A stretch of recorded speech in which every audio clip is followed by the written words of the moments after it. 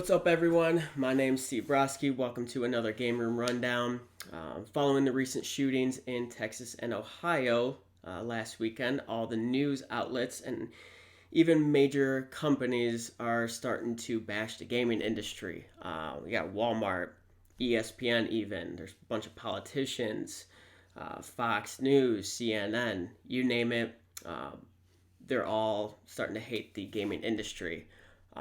There was even doctors that were on Fox News the other day comparing video games to heroin, which honestly was just beyond me. I can go on and on about the negative press that the gaming industry has been getting, but today I want to go the opposite route. And rather than discussing the negative effects that's been backed by zero studies, I want to talk about the positive effects of video games and the benefits. Let me give you a study that actually matters here before I get into it. In 2016, researchers analyzed crime data and found that general society violence decreased in the weeks after a popular video game was released. Makes you think. There's another one that researchers actually suggest that instead of predisposing young people towards violence, video games actually reduce real world aggression, allowing people to channel their feelings into gaming consoles rather than other people. So while you guys think about that one, let me give you a few reasons why video games are more beneficial to all generations, not just the young generation, all generations. All right, number one, building social skills. And many people, many non-gamers are probably listening, probably shaking their head right now, because video games used to be looked at as something people do in their basements, and they waste their day and waste their life away playing these little consoles. Well, hate to break it to you, but it is now 2019, and almost every video game out there is built for online mode. I would say not every single one, most of them. But online mode means communication, which means teammates most of the time, and eventually it means friends. And honestly, I've been playing video games my entire life and was once a professional gamer. And to this day, I have met my best friends through video games. And honestly, you got the streaming apps like Twitch, you got Mixer, and YouTube that allows these gamers to connect with even more people from all over the world now. My best friend has a career in gaming, and he streams every single day for probably at least 8 hours, and he has built this community that everyone enjoys watching. He loves being a part of. Everyone loves being a part of. It's just something special you got to see.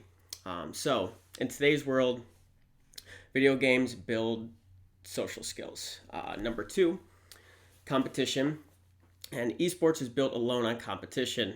Fortnite just had a $30 million tournament that lasted 12 weeks, and it showed who was the best at the game. People from all around the world competed in this thing. Thousands of people competed in this thing.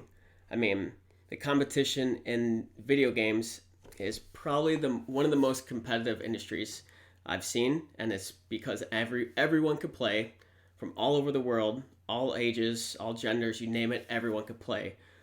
There aren't really many other things that you can do in the world that you can play against the best players all around the world whenever you want. With everything being online these days, that honestly just enhances the competition. And what used to be the best in the city, and then the best in the state, and then the best in the US, is now the best in the world, and it just brings out the competition even more. So number two, competition.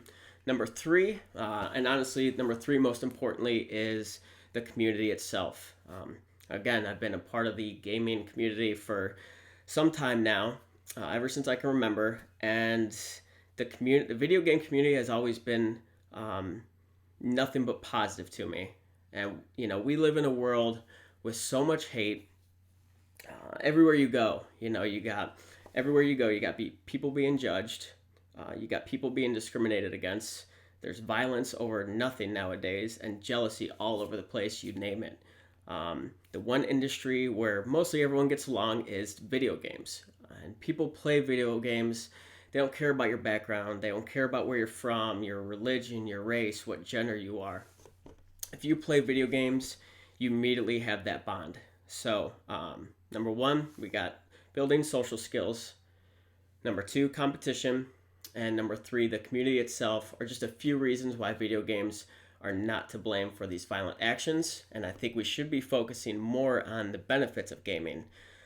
While the world is so focused on how bad video games are right now, let's stop and think about all the benefits that video games actually bring. Don't let the media persuade you that these video games are to blame for these shootings, just because it's so far from the truth. And I'll let you think about that one. Hope you all enjoyed today's segment of the Game Room. My name is C. Broski, and I will see you next time.